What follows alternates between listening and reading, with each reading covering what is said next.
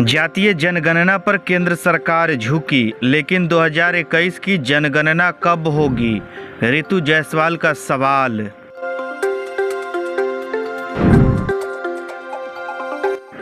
देश में हर 10 वर्षों पर होने वाली जनगणना में अब तक केवल अनुसूचित जाति और अनुसूचित जनजाति के आंकड़े जुटाए जाते रहे हैं। बाकी जातियों की सामाजिक व आर्थिक स्थिति की स्पष्ट तस्वीर आज तक सामने नहीं आई है। बिहार में महागठबंधन सरकार द्वारा कराए गए जाति आधारित सर्वेक्षण ने न केवल एक ऐतिहासिक पहल की, बल्कि देश को भी एक नया रास्ता दिखाया।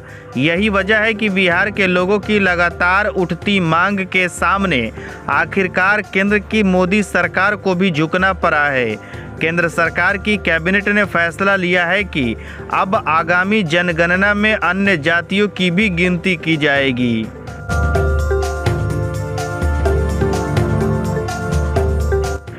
इस पर प्रतिक्रिया देते हुए परियार विधानसभा की पूर्व राजद प्रत्याशी ऋतु जायसवाल ने केंद्र सरकार पर बड़ा सवाल खड़ा किया है।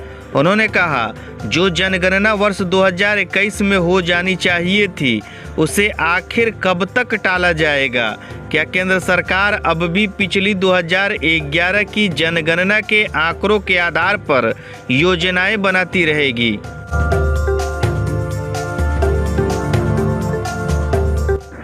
उन्होंने यह भी कहा कि जातिगत आंकड़े सिर्फ एक सामाजिक न्याय का सवाल नहीं, बल्कि नीतियों की पारदर्शिता और प्रभावशीलता से भी जुड़ा हुआ विषय है।